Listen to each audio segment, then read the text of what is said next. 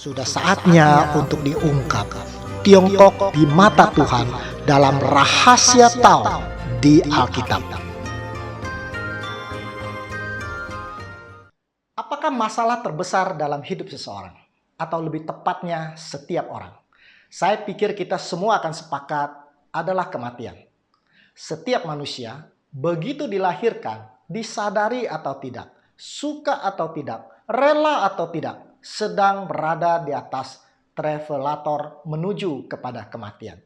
Dan ini berlaku untuk orang miskin atau kaya, penguasa maupun rakyat jelata, orang pinter atau orang biasa saja. Banyak yang mencoba untuk menghindari kenyataan ini. Namun kematian tidak dapat dihindari. Setiap detik seorang meninggal dunia. Ini adalah huruf kematian di dalam bahasa Mandarin, shi. Mirip dengan bunyi angka 4, shi. Itu sebabnya banyak orang Tionghoa tidak suka dengan angka 4. Karena ini mengingatkan mereka kepada kematian. Orang Tionghoa menggambarkan siklus hidup ini di dalam 4 kata. Yaitu Sen Lao Ping Si. Artinya lahir, tua, sakit, dan kemudian mati. Dan ini dialami oleh manusia adalah akibat dari dosa. Itu sebabnya di dalam Roma 6 ayat 23 dikatakan, "Inwei cui de gongjia mai shi shi." Upah dosa adalah maut. Kaisar Qin Shi Huang tidak mau menerima kenyataan ini. Dia sangat menikmati hidup sebagai seorang kaisar dan tidak rela untuk meninggalkan segala sesuatu dan mati. Kaisar yang membangun tembok besar dan mempersatukan Tiongkok ingin tetap muda dan tidak mau mati. Dia meminta orang-orang pintar di kerajaannya untuk mencari obat yang bisa membuat dia Changsen Pulau, artinya berumur panjang dan tidak tua-tua. Dia mengirim para ahli mencari ramuan itu kemana-mana, ke seluruh pelosok dunia. Sebagian naik kapal berlayar ke Jepang. Dan kemudian menetap di situ, tidak berani pulang. Karena mereka tahu pulang tanpa ramuan sama dengan hukuman mati. Dan sebagian orang-orang pintar berusaha meramu obat yang mereka yakin bisa membuat sang kaisar awet muda. Untuk memutuskan rantai Sen Lao Ping Si. Kemudian Kaisar Qin Shi Huang walaupun sudah makan obat awet muda, akhirnya mati juga di tahun 210 sebelum Masehi.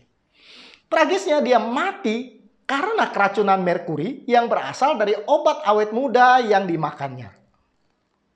Kaisar Qin Shi Huang punya plan B. Dia berpikir kalaupun dia harus mati, dia berharap satu hari kelak dia bisa bangkit dan hidup kembali.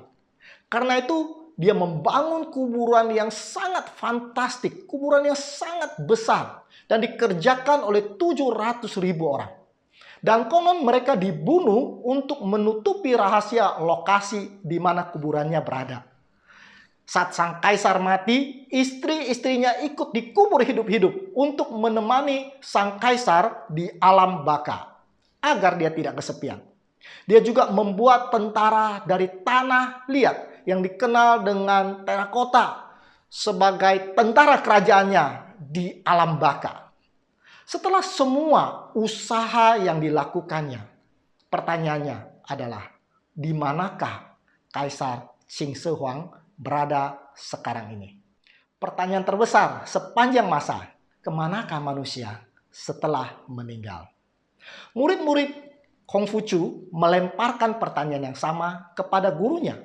Guru, kemanakah manusia setelah meninggal? Dan Kongfucu, salah satu dari orang yang paling bijaksana yang pernah hidup di Tiongkok, menjawab, "Jika kamu tidak mengerti mengenai kehidupan, bagaimana kamu bisa mengerti mengenai kematian?" Nah, menurut saya, ini adalah jawaban yang bijaksana. Sebelum kita bisa mengerti mengenai kematian, kita harus mengerti mengenai kehidupan.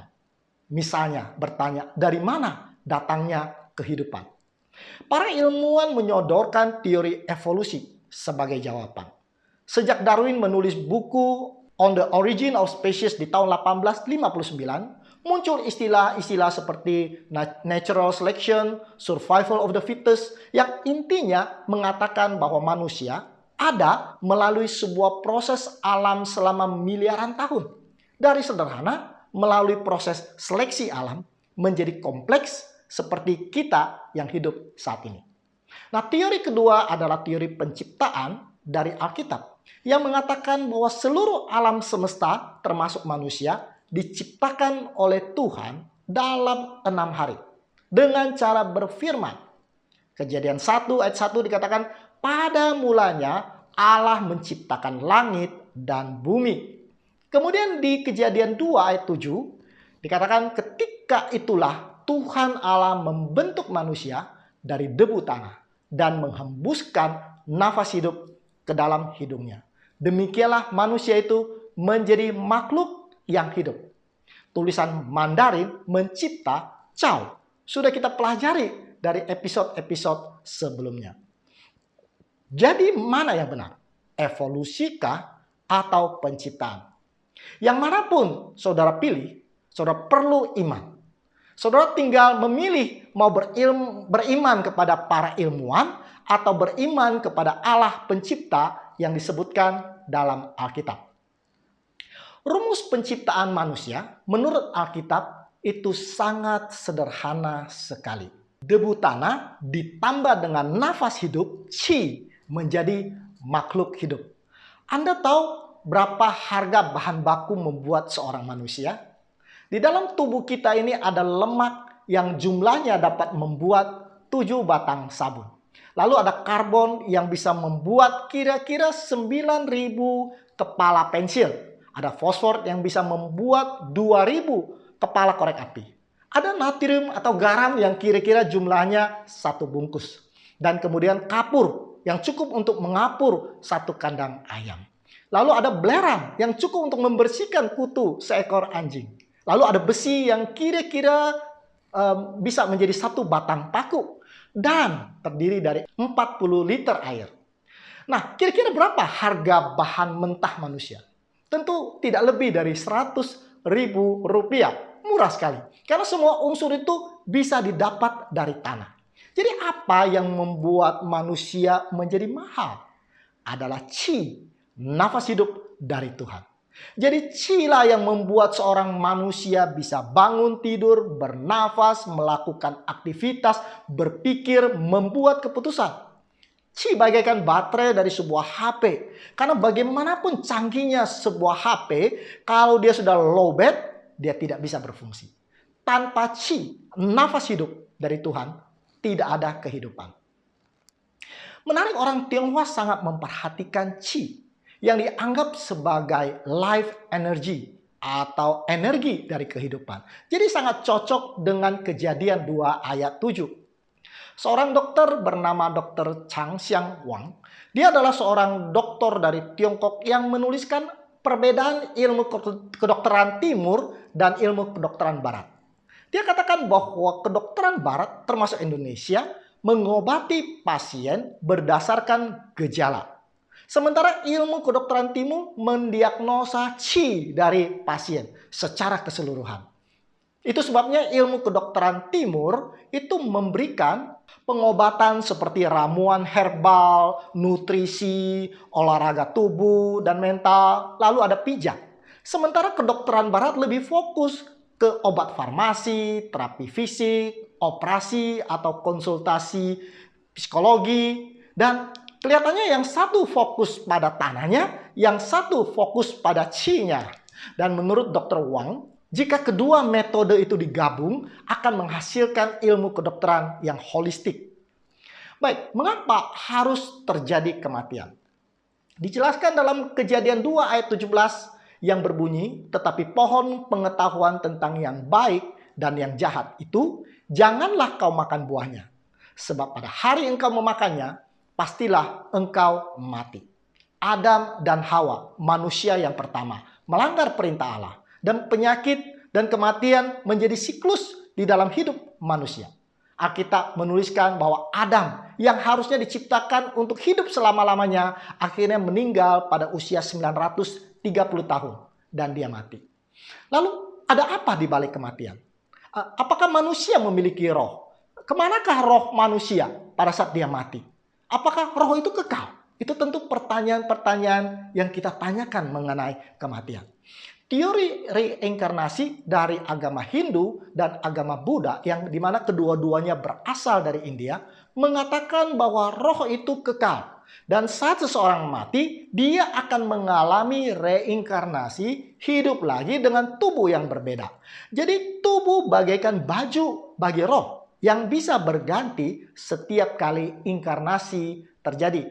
70% dari orang Tionghoa agamanya adalah gabungan dari Buddha, Tao, dan Kongfucu. Dan rata-rata mereka percaya mengenai reinkarnasi. Jadi jika seorang Tionghoa berhutang budi kepada orang lain dan dia tidak bisa membalasnya, mereka sering mengucapkan satu ungkapan, biarlah di kehidupan yang akan datang, saya menjadi kuda, menjadi kerbau untuk melayani Anda. Ini adalah ungkapan bahwa mereka percaya kepada reinkarnasi. Nah, Kongfucu sangat menekankan kata xiao, artinya berbakti kepada orang tua. Dan ini mengingatkan kita tentunya pada hukum yang kelima dari 10 hukum yang diberikan Tuhan kepada bangsa Israel.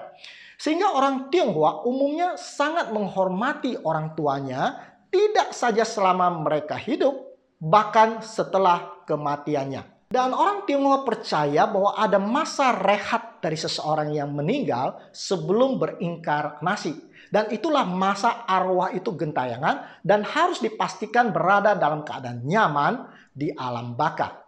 Itulah sebabnya mereka mengirimkan banyak benda, banyak perabotan ke alam baka untuk digunakan oleh orang tua mereka yang telah meninggal yang sangat mereka kasihi. Pertanyaannya, bagaimana mengantarkan barang-barang itu ke alam baka? Jawabannya, cukup dibakar. Nah, mereka tidak hanya mengirimkan rumah, mobil, bahkan juga peralatan elektronik termasuk HP, komputer, iPad, dan sebagainya.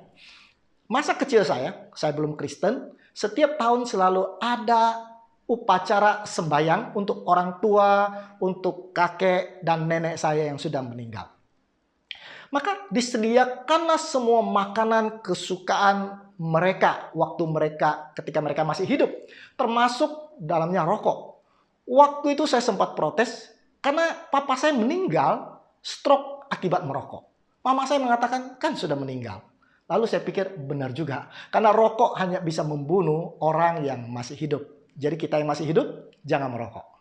Nah, jadi kenyamanan orang tua di alam baka itu menjadi tanggung jawab bagi anak-anaknya yang masih hidup. Lalu bagaimana dengan arwah yang tidak memiliki anak cucu, yang tidak pernah disembayangkan?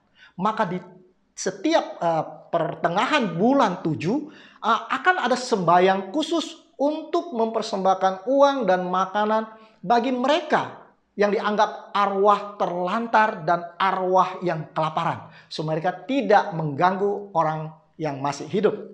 Waktu saya berumur 7 tahun, orang tua saya membawa saya ke Haw Par Villa di Singapura. Dan salah satu tempat yang kami kunjungi adalah 18 tingkat neraka, di mana arwah-arwah orang mati akan disiksa sesuai dengan dosanya. Di situ ada ruang api, ada ruang es, ada kuali minyak, di mana orang dibakar, digoreng, dipotong lidahnya. Nah, itulah neraka dalam pandangan orang Tionghoa. Dan sejak itu saya menjadi sangat takut kepada kematian dan takut kepada neraka. Jadi inilah kepercayaan orang Tionghoa tentang kematian secara umum. Pertanyaannya bagaimana dengan orang Kristen? Pada batu nisan orang Kristen yang meninggal pun terjadi perbedaan konsep mengenai kematian. Ada di batu nisannya tertulis pulang ke rumah Bapa. Artinya orang yang mati itu akan langsung pergi ke surga. Tetapi ada juga batu nisan yang menulis menunggu pagi yang cerah. Artinya mereka ada di kubur dan menunggu kebangkitan. Jadi mana yang benar? Mari kita lihat apa yang Alkitab katakan mengenai kematian. Di dalam Pengkhotbah 12 ayat 7 dikatakan debu kembali menjadi tanah seperti semula dan roh kembali kepada Allah yang mengaruniakannya. Jadi sebetulnya sangat simpel sekali. Bahwa kematian adalah kebalikan dari rumus penciptaan manusia. Pada penciptaan dikatakan debu tanah ditambah dengan chi atau nafas hidup menjadi makhluk hidup. Tetapi pada saat seseorang mati, rumusnya adalah makhluk hidup dikurang dengan chi atau nafas hidup menjadi debu tanah. Pada saat chi atau energi hidup itu diambil oleh Tuhan, maka tubuh kehilangan kemampuan untuk hidup. Tubuh akan kembali menjadi tanah. Chi bukan arwah kita. Chi adalah nafas hidup yang berasal dari Allah dan kembali kepada Allah saat kita meninggal. Kalau chi kembali kepada Tuhan dan tubuh kembali ke tanah, apa yang terjadi dengan kita? Alkitab mengatakan bahwa kita seperti orang yang sedang tertidur. Tertidur lelap dan tidak tahu apa-apa. Di dalam 2 Samuel 7 ayat 12 dikatakan, apabila umurmu sudah genap dan kamu telah mendapat perhentian bersama-sama dengan nenek moyang. Kata perhentian dalam bahasa Ibrani adalah sauka, yang arti sebenarnya adalah tidur. Itu sebabnya di dalam terjemahan-terjemahan yang lain, antara lain terjemahan Alkitab terbuka, dikatakan engkau berbaring bersama-sama dengan nenek moyangmu. Artinya dia meninggal bersama dengan nenek moyangnya. Kim James menerjemahkan sleep with thy father. Alkitab bahasa Mandarin mengatakan sui, ya, sui artinya tidur. Dan kemudian dalam 1 Raja-Raja 1 ayat 21 dikatakan juga sama dibicarakan mengenai kematian itu diterjemahkan sebagai perhentian, sleep, tong sui, tidur bersama. Dan kita bisa baca juga di dalam 1 Raja-Raja 11 ayat 43. Di situ dikatakan Salomo meninggal, dikatakan Salomo mendapat perhentian. Salomo sleep, dikatakan Salomo ita lieju tong sui. Bahasa Mandarin, bahasa Inggris, bahasa Indonesia mengatakan bahwa mereka tidur pada saat mereka mati. Dan masih banyak ayat-ayat lain yang menggambarkan kematian dengan tidur. Jadi Alkitab sebetulnya sangat konsisten menggambarkan kematian sebagai tidur. Pada saat chi kembali kepada Allah, tubuh kembali ke tanah, kita tertidur. Tidak ke surga, tidak ke neraka, tidak reinkarnasi. Alkitab mengatakan kita tertidur. Tidur yang lelap. Tidur tanpa mimpi. Nah, di dalam Alkitab, Yohanes pasal 11, diceritakan seorang sahabat Yesus yang bernama Lazarus. Dia mati. Dan Yesus diberi kabar. Lalu kemudian di Yohanes 11 ayat 11, Yesus mengatakan, Lazarus, saudara kita, telah tertidur. Dan aku pergi ke sana untuk membangunkan dia dari tidurnya. Nah, murid-murid Yesus bingung. Ini apakah Yesus salah dengar? Orang mati kok dibilang tidur? Waktu murid-muridnya mau menjelaskan, Yesus mengatakan, saya tahu bahwa Lazarus sudah mati. Dan Alkitab mengatakan, Yesus menggunakan kata tertidur sebagai gantinya mati. Jadi baik perjanjian lama maupun perjanjian baru sangat sepakat bahwa jika kita mati, yang kita rasakan adalah tidur. Karena chi, nafas hidup kita kembali kepada Tuhan, tubuh kita kembali ke tanah, dan kita tertidur. Waktu Yesus sampai kepada sahabatnya, Lazarus itu sudah mati 4 hari. Mayatnya itu sudah bau. Dan Yesus melakukan satu mukjizat yang luar biasa. Dia berseru, Lazarus keluarlah. Dan Lazarus bangkit dari kematiannya. Lalu keluar dari kuburnya. Lazarus bangkit dari kematiannya atau dari tidurnya. Dalam istilah Yesus. Pertanyaannya ialah, di mana Lazarus selama 4 hari itu? Jika benar kepercayaan mengatakan bahwa orang saleh mati langsung ke surga. Langsung kepada pangkuan Bapa. Bernyanyi dengan malaikat di surga. Menikmati Firdaus yang indah. Lalu sementara Lazarus sedang menikmati indahnya surga. Tiba-tiba dia diseret kembali ke dunia ini. Apakah Lazarus akan berterima kasih kepada Yesus? Atau justru marah-marah? Tetapi di dalam Yohanes 11 ayat 11. Tuhan mengatakan, Lazarus, saudara kita telah tertidur. Tetapi aku pergi ke sana untuk membangunkan dia dari tidurnya. Yesus tidak mengatakan Lazarus ada di surga. Pertanyaan berikutnya adalah, apakah orang mati itu akan tidur terus-menerus Sampai kapan orang mati itu tertidur? Daniel pasal 12 menjawab pertanyaan itu. Dikatakan, dan banyak dari antara orang-orang yang telah tidur di dalam debu tanah akan bangun. Sebagian untuk mendapat hidup yang kekal, sebagian untuk mengalami kehinaan dan kengerian yang kekal. Nah, Daniel menggunakan istilah tidur dalam debu tanah untuk menunjuk kepada orang yang sudah meninggal. Dan dikatakan kita akan dibangunkan. Dan setelah kita dibangunkan, kita akan dibagi menjadi dua kelompok. Yang satu adalah kelompok yang akan menerima hidup yang kekal. Dan kelompok yang kedua adalah kelompok yang akan mengalami kengerian yang kekal. Saya berharap kita semua ada di kelompok yang pertama. Kelompok yang mengenal Tau. Kelompok yang Tau. Yang dibungkus oleh kebenaran daripada Yesus. Di dalam Yohanes 5 ayat 28 dikatakan, janganlah kamu heran akan hal itu, sebab saatnya akan tiba bahwa semua orang yang ada di dalam kuburan akan mendengar suaranya. Ayat 29 dikatakan, dan mereka yang telah berbuat baik akan keluar dan bangkit untuk hidup yang kekal, tetapi mereka yang telah berbuat jahat akan bangkit untuk dihukum.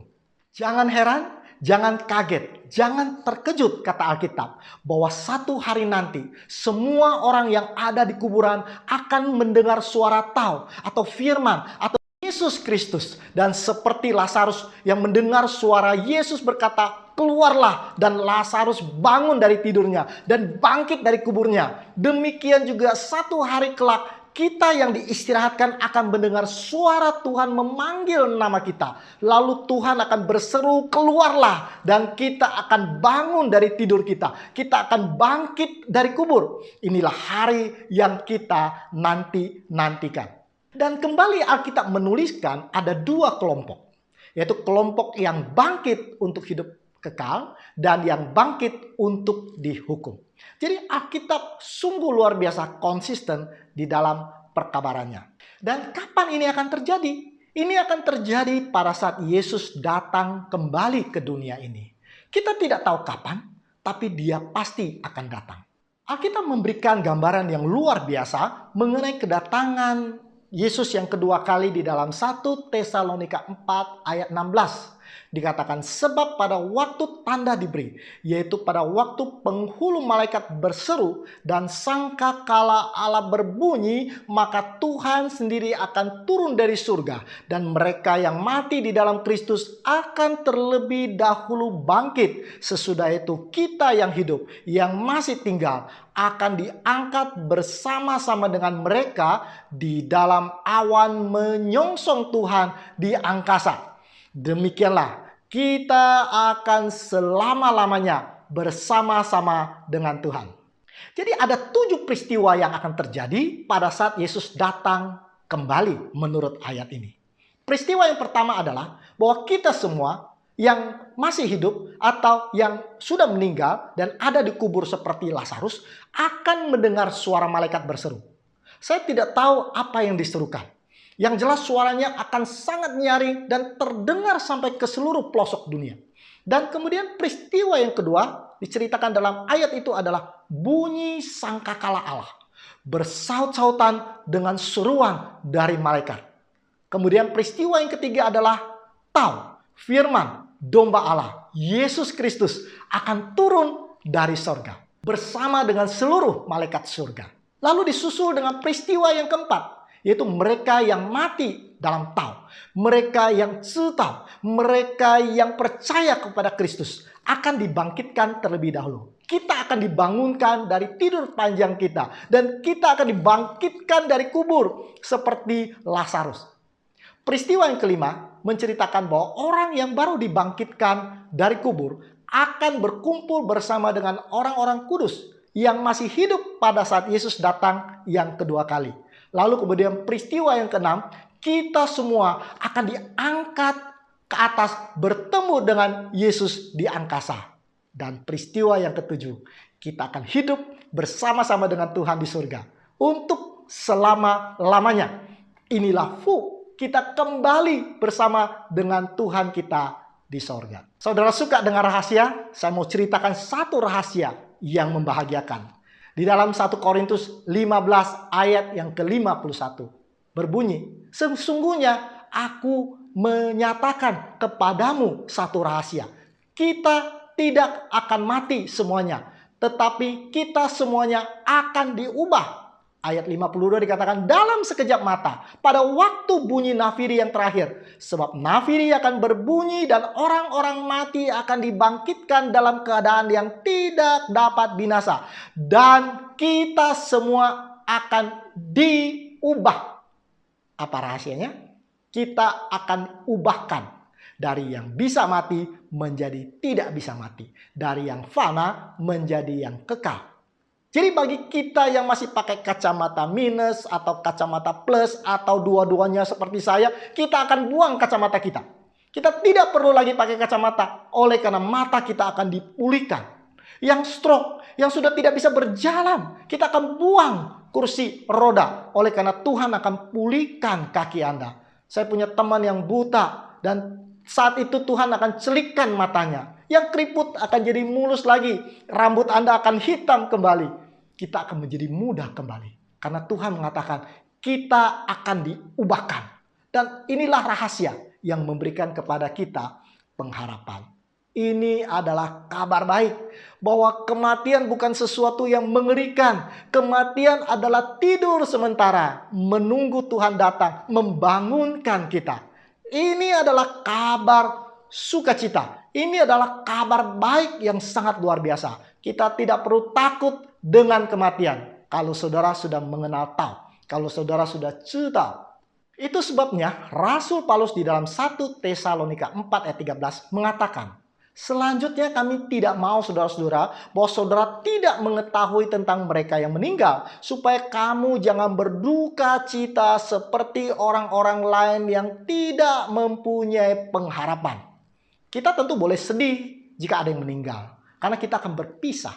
Tetapi perpisahan itu hanya sementara. Rasul Paulus katakan jangan kita seperti orang yang tidak punya pengharapan. Sebab kita orang yang tahu, yang mengerti tentang tahu bahwa yang meninggal ini hanya tidur sementara. Kita akan bertemu kembali dengan mereka nanti. Baik yang ditinggal maupun yang meninggalkan, percayalah kepada tahu. Dan kita akan memiliki pengharapan di balik kematian. Nah, saudara pikir apakah setan akan senang dengan perkabaran ini? Apakah setan senang bahwa kita tidak perlu takut kepada kematian? Tidak. Setan, si Mokwi, itu selalu bekerja untuk membuat orang bingung dengan firman Tuhan. Dia akan menipu orang untuk tidak percaya kepada Tuhan dengan segala macam cara. Di dalam Yohanes 8 ayat 44 dikatakan, iblislah yang akan menjadi bapamu dan kamu ingin melakukan keinginan-keinginan bapamu. Ia adalah pembunuh manusia sejak semula dan tidak hidup dalam kebenaran. Sebab di dalam dia tidak ada kebenaran. Apabila ia berkata dusta, ia berkata atas kehendaknya sendiri. Sebab ia adalah pendusta dan bapa segala dusta.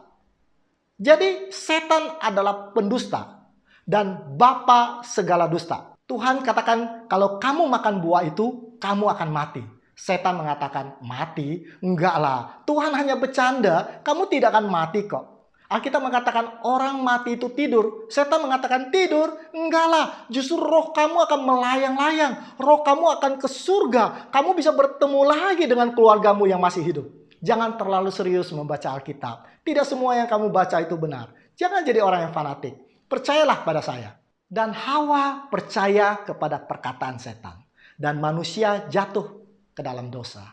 Dan hidup menderita. Manusia sekarang juga banyak yang memilih untuk percaya kepadanya. Percaya bahwa orang setelah mati, rohnya kekal. Rohnya gentayangan. Orang mencari para pemanggil arwah, meminta nasihat kepada orang tua yang sudah meninggal. Ini adalah papan Ouija. Pada papan ini ada abjad, Anda pegang beramai-ramai, lalu minta nasihat dan percaya bahwa arwah orang mati akan mengendalikan tangan yang ada di atas papan dan mengarahkan abjad demi abjad, memberikan jawaban dan pertimbangan. Orang Tionghoa percaya dengan Cai Langkung yang diterjemahkan di Indonesia menjadi Jai Langkung. Sama juga adalah untuk meminta nasihat kepada arwah yang sudah mati. Pengkhotbah 9 ayat 10 mengatakan, segala sesuatu yang dijumpai oleh tanganmu untuk dikerjakan, kerjakanlah itu dengan sekuat tenaga. Karena tidak ada pekerjaan, pertimbangan, pengetahuan, dan hikmat di dunia orang mati kemana engkau akan pergi. Sebab mereka yang meninggal sedang tertidur menunggu kebangkitan. Jadi kita tidak perlu meminta nasihat kepada orang yang sudah mati. Karena mereka sudah tidak punya pertimbangan, tidak punya hikmat. Karena mereka sedang tidur menunggu kebangkitan. Dalam upacara kematian orang Tionghoa, si anak sulung akan membawa tempat dupa sambil dupanya tetap menyala. Dan kemudian sepanjang perjalanan menuju kepada kuburan, anak-anak Aramhono itu harus memberikan komando. Misalnya tak kalah melewati jembatan, komando itu diucapkan serentak kepada roh yang mereka sedang antar ke kuburan. Agar nanti malam si arwah itu tahu jalan pulang ke rumahnya. Alkitab katakan di dalam Ayub 7 ayat 10. Orang mati tidak lagi kembali ke rumahnya. Tidak dikenal lagi oleh tempat tinggalnya. Sebab mereka yang meninggal sedang tidur menunggu kebangkitan. Kita tahu film-film bioskop sering menayangkan film orang-orang yang mati kemudian muncul kembali untuk membalas dendam. Atau sebaliknya untuk menolong kekasihnya yang masih hidup. Film seperti Ghost menjadi box office. Begitu juga dengan film-film seperti Jiangxi orang Tionghoa. Begitu juga dengan Dracula dari Barat. Semua adalah untuk menipu kita. Pengkhotbah 9 ayat 6 mengatakan, baik kasih mereka maupun kebencian mereka maupun kecemburuan mereka sudah lama hilang. Dan untuk selama-lamanya tidak ada lagi bagian mereka dalam segala sesuatu yang terjadi di bawah matahari. Sudah tidak ada bagian mereka sebab mereka yang meninggal sedang tidur menunggu kebangkitan. Menunggu kedatangan Tuhan untuk membangkitkan mereka. Ada yang merasa melihat arwah orang tuanya, arwah istrinya, arwah suaminya. Sehingga mereka percaya bahwa arwah yang sudah mati masih hidup dan gentayangan. Mereka kelaparan, mereka minta disembayangkan. Ayub 14 ayat 12 katakan, demikian juga manusia berbaring dan tidak bangkit lagi sampai langit hilang dan lenyap. Mereka tidak terjaga, mereka tidak bangun dari tidurnya. Sampai ketika Tuhan datang untuk membangunkan mereka. Ada yang percaya orang baik, kalau orang itu hidupnya baik, matinya dia akan menjadi dewa. Dan mereka akan tinggal bersama-sama dengan kita dan mereka akan menolong kita. Sehingga banyak juga yang disembah. Ayub 7 ayat 9 dan 10 mengatakan, sebagaimana awan lenyap dan melayang hilang, demikian juga orang yang turun ke dunia orang mati tidak akan muncul kembali. Mereka tidur menunggu kebangkitan. Saya sering mendengar orang melakukan sesuatu atas dasar permintaan dari saudaranya yang sudah meninggal. Saya harus lakukan itu sebab arwah saudaraku bisa melihat, mengawasi, dan dia bisa menagih janji kalau saya tidak melakukan seperti yang dia mau. Mazmur 146 ayat 4 mengatakan, apabila nyawanya melayang, ia kembali ke tanah. Pada hari itu juga lenyaplah maksudnya. Dia tidak punya maksud, dia tidak punya rencana lagi. Sebab mereka sedang tidur, sedang menunggu kebangkitan. Jadi jangan percaya kepada setan dan jangan percaya kepada tipuannya. Karena dia adalah pendusta dan bapa dari semua dusta. Spesialisasinya adalah menyesatkan semua orang, bahkan juga orang-orang pilihan. Dan kita akan tertipu jika kita tidak belajar Tao atau tidak belajar firman. Kita harus belajar sehingga kita menjadi cetau, kita mengenal akan Tao. Hari ini kita belajar satu pelajaran yang memberikan kita satu pengharapan. Bahwa kematian hanyalah tidur sementara. Dan kita akan dibangunkan saat Yesus datang yang kedua kali. Kita akan diubahkan. Kita akan hidup selamanya bersama dengan Tuhan di surga. Inilah Fu yang hilang di Taman Eden. Dan akan dikembalikan kepada kita menjelang kedatangan Yesus yang kedua kali. Seandainya saja Qin Shi Huang tahu rahasia ini. Dia tidak perlu obat Changseng Pulau. Dia tidak perlu membangun kuburan yang besar. Yang dia perlu hanyalah Tao, mengetahui bahwa Tao yang sejati dapat datang untuk membangunkan kita yang tidur, untuk membawa kita kembali ke surga bersama dengan Tuhan, hidup berbahagia selama-lamanya. Saudara sekalian, ini adalah pelajaran yang sangat luar biasa. Memberikan kita pengharapan. Kita tidak perlu takut kepada kematian. Yang kita perlu lakukan adalah percaya bahwa dia akan datang. Dan kita harus yakin kita berada di dalam kelompok yang pertama. Kelompok yang percaya kepada Tao. Kelompok yang bergantung kepada Tao di dalam hidup kita di dunia ini. Inilah kabar berita baik pada pagi hari ini. Mari kita berdoa. Bapa di surga, kami berterima kasih atas kabar baik yang terus-menerus kami dapati di dalam Alkitab. Bahwa kematian bukan sesuatu yang mengerikan. Kematian adalah tidur menunggu kebangkitan. Dan kami percaya satu hari kelak Tuhan akan datang, turun dari surga, menjemput kami semua. Dan kami akan hidup berbahagia bersama dengan Engkau. Kami berdoa di dalam nama Tuhan Yesus yang menjadi juru selamat kami. Amin. Baiklah, sampai bertemu kembali dalam episode yang mendatang. Tuhan memberkati. Tiongkok bagaikan naga yang terbangun setelah tertidur lama. Ekonomi kini menggeliat, kemajuan seakan-akan tidak terbendung. Negara Tiongkok dengan penduduk terbanyak di dunia memiliki sejarah 4.500 tahun yang tidak terputus. Dan tulisan-tulisan kuno yang dipakai sampai saat ini banyak berbicara tentang masa lalu yang penuh misteri. Kitab-kitab klasik kuno mencatat tentang raja-raja dengan penyembahan kepada Sang Ti yang misterius. Sudah saatnya untuk diungkap Tiongkok di mata Tuhan dalam rahasia Tao di Alkitab.